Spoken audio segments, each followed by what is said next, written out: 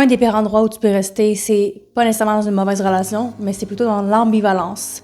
Parce que tu le sais, il y a une décision que tu dois prendre et cette décision-là, tu la repousses encore et encore et encore. C'est malheureux parce que ça crée plein de problèmes de rester dans cette ambivalence-là et dans cet épisode, on va regarder ensemble pourquoi tu repousses tant cette décision que tu sais que tu dois prendre et surtout, qu'est-ce que ça va t'apporter d'enfin faire le move.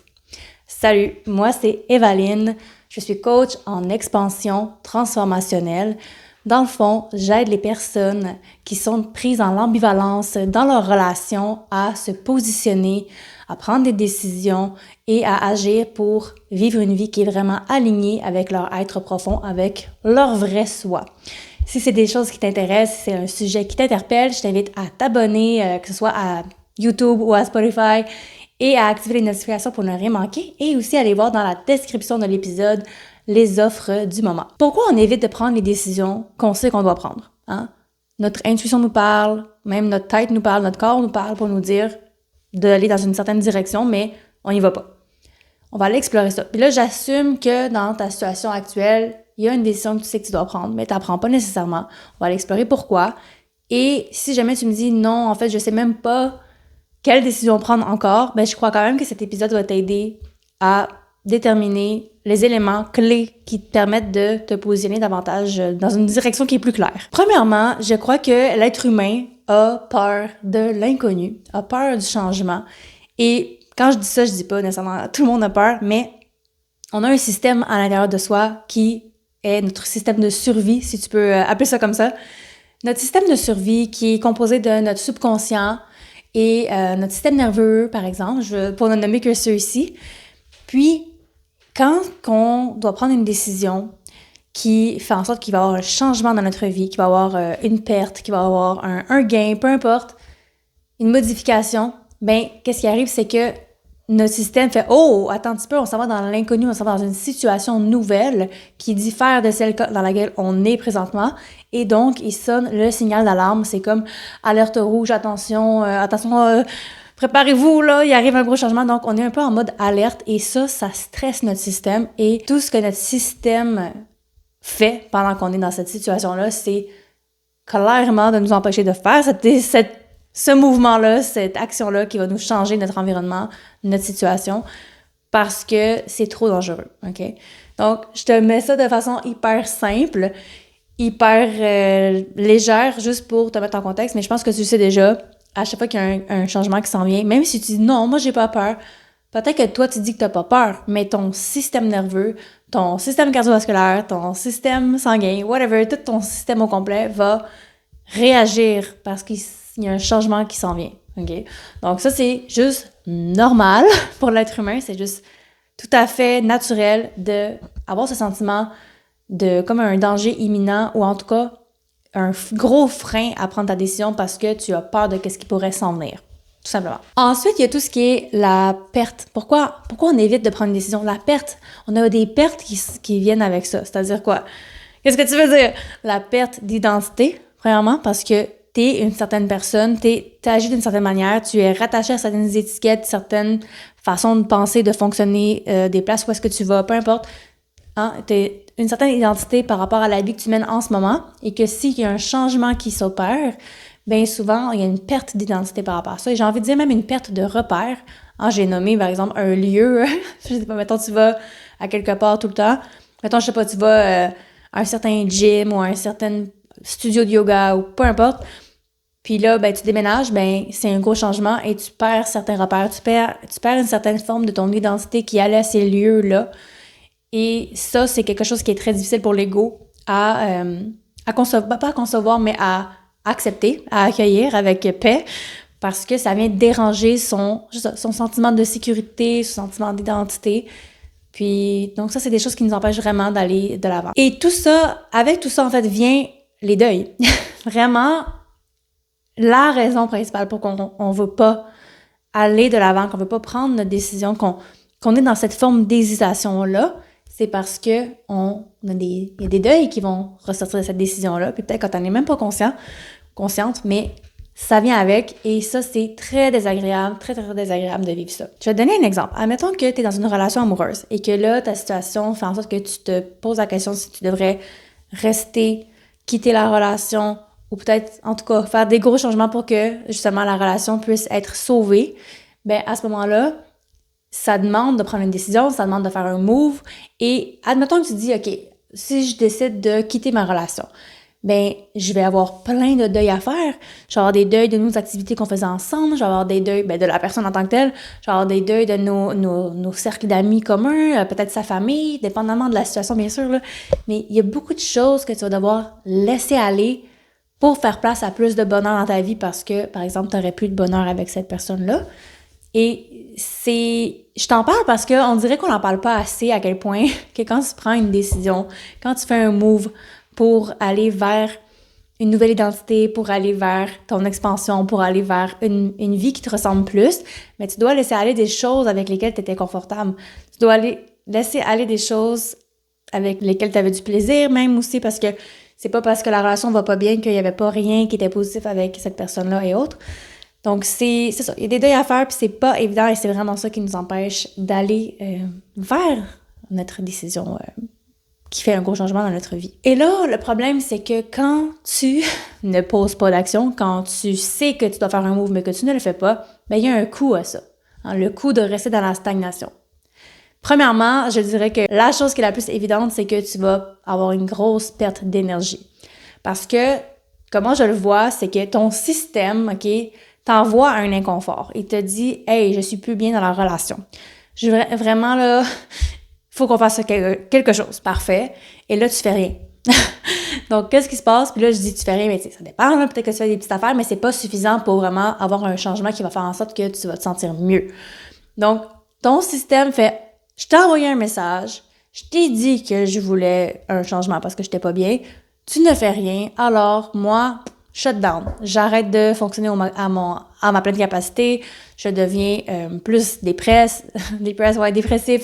Je perds de l'énergie. Okay? Je me mets en mode économie d'énergie même et je me referme en quelque sorte. Et c'est pas bon. C'est vraiment pas bon. Par exemple, il y a des études qui prouvent que ta tension artérielle peut être affectée en fonction de si t'es bien en relation ou si t'es pas bien dans ta relation amoureuse. C'est fou, là. Ça veut dire, quand t'es bien avec la personne, ton système de tension artérielle va super bien. Puis quand t'es pas bien, ben il peut monter très, très haut quand t'es en proximité avec cette personne-là. Donc, c'est assez impressionnant. Donc, t'as vraiment l'impression de survivre au lieu de vivre à ta vie. T'es juste en mode, comme je te dis, économie d'énergie. Tu fais juste comme un peu le pilote automatique parce que tu dois maintenir quelque chose qui est désuet. Tu dois maintenir une situation dans laquelle tu sais qui doit être modifiée. Avant d'aller dans la partie de l'épisode qui dit qu'est-ce qui se passe quand enfin tu prends ta décision, j'ai quand même envie de te partager des techniques pour t'aider à prendre une décision. Je pense que c'est assez essentiel.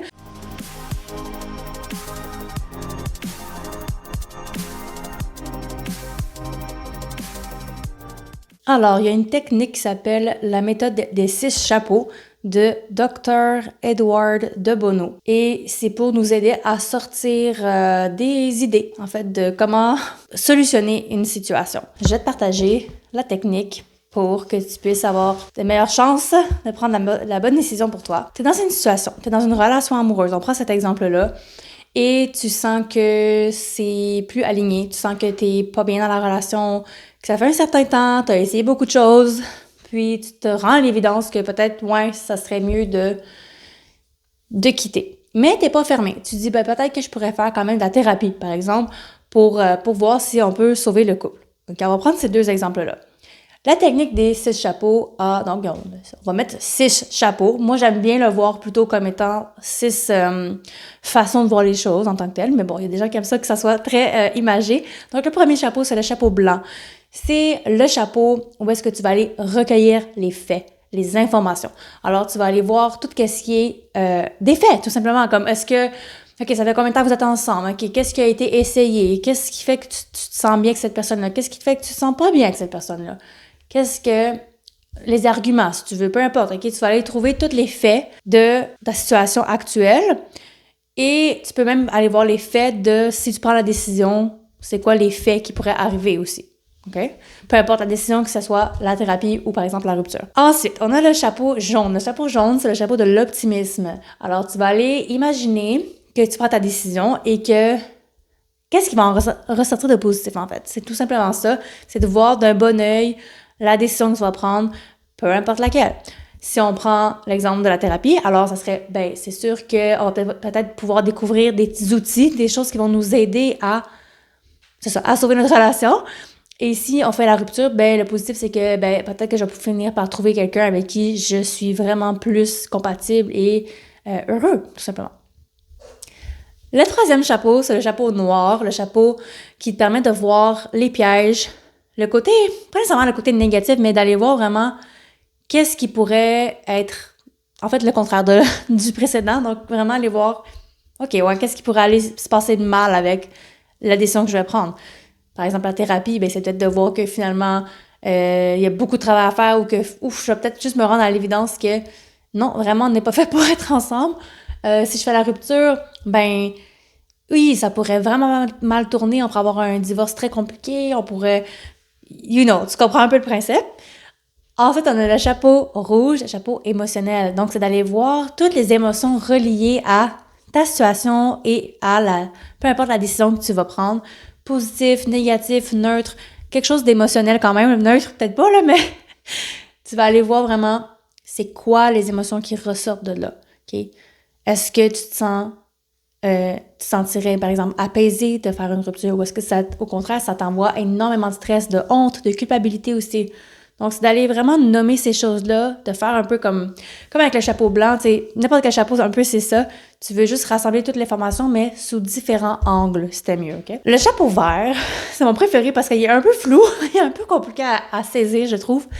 C'est le chapeau de la créativité. Qu'est-ce que je veux dire par là? C'est que tu vas aller voir ta situation et aussi les solutions, toujours, puis aller voir ça d'un œil créatif dans le sens que tu veux sortir des sentiers battus, tu veux aller chercher une pensée illimitée, c'est-à-dire que tu veux non pas nécessairement régler le symptôme de ton problème, mais aussi aller à la cause, à la source première qui cause cette problématique-là. Je vais te donner un exemple. Admettons, on reprend toujours l'exemple dans lequel on est, notre relation amoureuse qui est dysfonctionnelle. Et là, tu te dis, OK, mes deux solutions, c'est de faire la thérapie ou de quitter la relation. Et si on voyait ça différemment? Et si on voyait ça comme étant, il y a peut-être des choses que toi, tu dois améliorer. Il y a peut-être des choses sur lesquelles tu dois travailler. Peut-être que tu blâmes ton partenaire ou ta partenaire de X, Y, Z alors que, est-ce que tu t'es regardé toi-même? Est-ce que tu as pris le temps de voir c'est quoi que toi, tu dois travailler? C'est quoi les choses que toi, tu dois accepter en toi? Les besoins non répondus sur lesquels tu attends que ton partenaire réponde alors que tu pourrais en prendre soin de toi-même. L'amour de soi, l'enfant intérieur. Bon, tu vois un peu le genre. Donc, le chapeau créatif, c'est d'aller voir le problème à la source. Pourquoi t'es avec cette personne-là? Pourquoi tu peux plus être avec cette personne-là? Pourquoi t'es pas bien? Mais sans blâmer nécessairement l'autre, tu sais. Puis, encore là, on peut commencer en blâmant l'autre au pire, tu sais. Tu vas dire, je suis pas bien parce que cette personne-là m'écoute jamais. Qu'est-ce qui te dérange là-dedans? Pourquoi? Tu sais, on va aller creuser. C'est pas juste la première couche, là. C'est comme couche numéro 4, numéro 5, là. Creuse avec beaucoup de pourquoi. Et comment ça? Puis, tu vas finir par trouver des réponses. Et ces réponses-là, c'est celles-là qu'on veut travailler dessus et non nécessairement juste le couple, tu sais. Donc, je sais que parmi vous, il y en a qui ont déjà fait le travail sur eux-mêmes, puis qu'on s'entend, c'est jamais terminé vraiment, mais puis que finalement, la réponse est quand même évidente qu'il faut que la relation soit terminée. Mais beaucoup aussi ne font pas le travail interne. Et le problème avec ça, puis si je reviens au chapeau noir, les pièges, c'est tu quittes la relation, puis finalement, tu te retrouves avec un nouveau partenaire qui, au final... tu t'es amené toi-même dans une nouvelle relation. Toi, t'as pas changé, alors tu vas juste revivre les mêmes choses. Il faut que tu travailles sur toi quand même un peu pour éviter de transporter tes problèmes avec une autre relation. OK? Donc, c'est très important de faire le travail sur soi avant toute chose. D'être accompagné aussi, ça peut être aidant et accélérant que de le faire toute seule, par exemple. Le dernier chapeau, j'ai un petit peu plus de difficulté avec, c'est le chapeau du manager, le chapeau bleu. Je crois que c'est tout simplement d'avoir suivi les étapes et de s'assurer que tout y est, comme un ordre du jour, tu sais, de vraiment faire comme si tu avais une réunion avec quelqu'un, tu lui dirais quoi? C'est quoi tous les résultats de tous tes chapeaux, puis comme, c'est quoi pas le résumé, mais les points clés, et après ça, de là, tu peux prendre une décision. L'autre technique, je vais aller vous dire encore une fois c'est quoi la source, la prise de décision, la règle des 40-70 de Colin Powell, un ancien secrétaire d'État. Le problème avec ça, c'est que, en fait, le problème avec la prise de décision qui est quand même difficile, c'est que on dirait qu'on sait jamais si on a assez d'informations. On n'est jamais assez prêt, on sait jamais si... On se dit qu'on n'est pas prêt, on dit que c'est pas le bon moment. Ça j'entends vraiment souvent avec mes clients, c'est pas le bon moment. Noël s'en vient, c'est sa fête bientôt, peu importe, regarde... Il y aura toujours une excuse. Et la technique des 40-70, je la trouve vraiment intéressante, surtout après avoir fait la technique des chapeaux, des 6 chapeaux. C'est que quand tu as 40% et moins d'informations sur la situation pour prendre une décision, il te manque de l'information, OK? Parce que, maintenant, tu as juste 20% d'informations, de points clés qui peuvent t'aider à prendre une décision. Ben, c'est comme si tu devines au final. Là, comme il te manque quelque chose, il te manque du jeu, il te manque des éléments là, pour être capable de prendre une décision. Ensuite, de l'autre côté, quand tu as 70%, ben c'est suffisant pour prendre une décision. Dans le sens que, au-delà de 70% d'informations que tu as recueillies pour prendre ta décision, ben t'étires. Tu fais juste étirer la situation, tu as assez d'informations pour la prendre, puis t'étires. Puis je comprends pourquoi t'étires, parce que, comme on l'a dit, il y a tellement de repères que tu perds, il y a tellement de deuil que tu vas devoir faire. C'est pas très jojo, ça n'a pas trop l'air intéressant, mais en même temps, des fois, il faut passer à travers cette passe difficile-là pour vivre une vie qui te ressemble, vivre une vie qui est alignée avec ton être profond pour être heureux enfin. Ce qui m'amène à te parler de ce qui change quand tu prends finalement ta décision, les effets positifs que tu vas retrouver, mais je veux vraiment adresser aussi les points moins le fun, les situations moins le fun qui vont se produire quand tu prends une décision. Okay?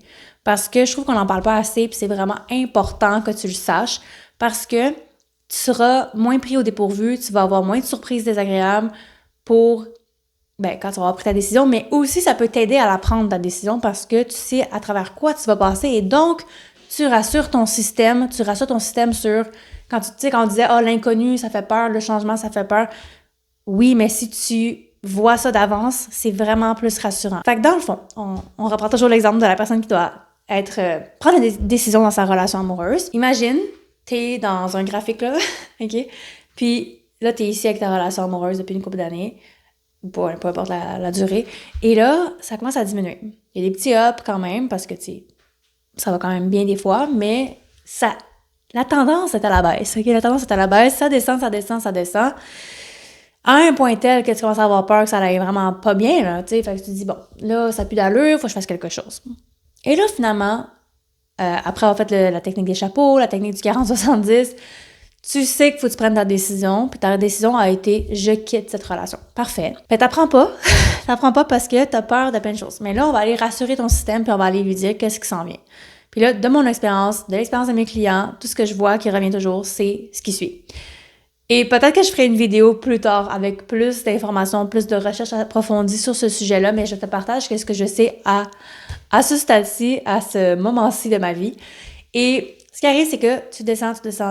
Et là, à un moment donné, tu es à un point de non-retour que tu dis « c'est pas vrai, on va arrêter de descendre là, on quitte, on prend la décision, c'est la rupture. » T'annonces la rupture, et là, tu penses que après la rupture, tu vas...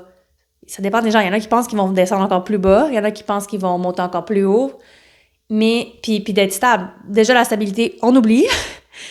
Dis à ton système tout de suite qu'il n'y aura pas de stabilité pendant un certain temps. Et tu vas me dire, ben là, c'est pas rassurant, Evaline. En effet, c'est pas rassurant, mais c'est rassurant de le savoir parce que tu peux t'y préparer. Tu peux peut-être prendre ça plus mollo dans les prochains temps dans ta vie. Tu peux peut-être t'assurer de faire plus de pratiques bien-être, plus de pratiques somatiques pour t'aider à calmer ton système nerveux. Peut-être que tu peux avoir plus de plaisir dans les prochains mois parce que justement, tu sais que tu vas être plus dans un down. Donc, tu vois un peu l'idée. Alors, qu'est-ce qui arrive, c'est que quand il y a la rupture, il va y avoir un gros up, un gros pic d'énergie, si tu veux. Je vais dire pic d'adrénaline, mais probablement que c'est même pas ça. Mais je le vois comme ça, comme un genre de... C'est stressant de le faire. Puis après ça, c'est aussi comme, oh my god, je suis sur un high parce que mon système, il est activé. Puis on va dire ça comme ça, ton système, il est gros activé. Puis là, qu'est-ce qui arrive, c'est que tranquillement, ça va redescendre. Ben, tranquillement ou rapidement, ça va redescendre et ça va redescendre même plus bas que la ligne de 0, OK? Ça va vraiment descendre bas. Pourquoi? Parce que tu as une perte d'identité, tu as une perte de repères, tu as des deuils à faire. Et t'as de la nostalgie, tu peux avoir de la peine, parce que veux pas, c'est quand même difficile à vivre, une rupture. Oui, tu peux avoir un soulagement, un relâchement, une fierté, amour de soi, une paix, oui, mais ça vient aussi avec tout le négatif aussi. Puis je te dirais que ça va souvent bien plus vers le bas que vers le haut, mais ça dépend, ça dépend de ta relation. Des fois, ça peut être moins long, plus long, peu importe. Fait que là, t'es dans le bas, t'as vraiment descendu bas, et là, tu te dis, ben là, Evaline, je pensais que j'allais être mieux. Oui, mais pas tout de suite, OK? Faut que tu saches que ça prend un certain temps. Là, il va y avoir des petits ups parce que, ta vie est en train de changer. Il y a quand même des positifs dans tout ça. Tu sais, t'es plus bien avec la personne, t'es plus en contact, t'es plus dépendamment, encore une fois, de ta situation. Mais, tu sais, ça va quand même bien. Puis tranquillement, ça va remonter. Tu vas avoir des bas encore, mais de moins en moins creux, puis des hauts de plus en plus hauts, puis éventuellement, tu vas retrouver une belle, pas stabilité, mais tu vas être au moins dans le positif, et ça va aller vers le plus haut possible, idéalement, t'sais. Donc, au moins, ça peut te donner une idée de comme qu'est-ce qui s'en vient pour toi. Si tu prends une décision, faut que tu saches que il y a un effet high, puis il y a un effet down, puis après, ça peut remonter doucement et se stabiliser, entre guillemets. Qu'est-ce qui change, en gros, dans ta vie, là, quand tu te choisis, quand tu prends ta décision? D'en fait, prendre ta décision pour le mieux, une des premières choses qui va arriver, c'est d'avoir un gain d'énergie incroyable, OK? Parce que, comme je t'ai dit, ton système était en mode économie d'énergie, était en mode protection pendant un certain temps, et là, tu ouvres les valves. Tu sais, c'est comme, wow, un gros burst d'énergie, tu vas te sentir tellement bien, tu vas te sentir énergisé, productif, efficace, tu vas avoir envie de faire plein d'activités, tu vas avoir vraiment un gain d'énergie. Et c'est merveilleux, vraiment merveilleux. Je l'ai vécu récemment et c'est incroyable. Des fois, c'est juste des niaiseries, là. Je veux dire, une affaire, c'est pas toujours des grosses décisions, hein. Des fois, c'est vraiment des petites décisions que tu peux prendre, mais des décisions fermes que tu retournes pas en arrière. Et quand tu fais ça, il y a comme une grande libération d'énergie qui est enfin à ta disposition. Et qu'est-ce qui change aussi quand tu prends enfin ta décision, c'est que tu vas te retrouver toi-même. Tu vas retrouver une partie de toi que tu avais mis de côté parce que parfois, elle est comme un peu sur mute dans ta relation quand t'es pas bien. C'est vraiment merveilleux de pouvoir retrouver cette partie-là. Et j'ajouterais en plus de ça, et ça vient des témoignages de mes clients, mais ils découvrent aussi des parties d'eux-mêmes qu'ils connaissaient pas avant avoir pu passer à autre chose. Et c'est juste merveilleux parce que t'es en train d'évoluer, t'es en train de te retrouver, de revenir à toi. C'est juste wonderful. Donc oui, il y a beaucoup de merveilleux cadeaux qui peuvent venir à toi suite à ta décision.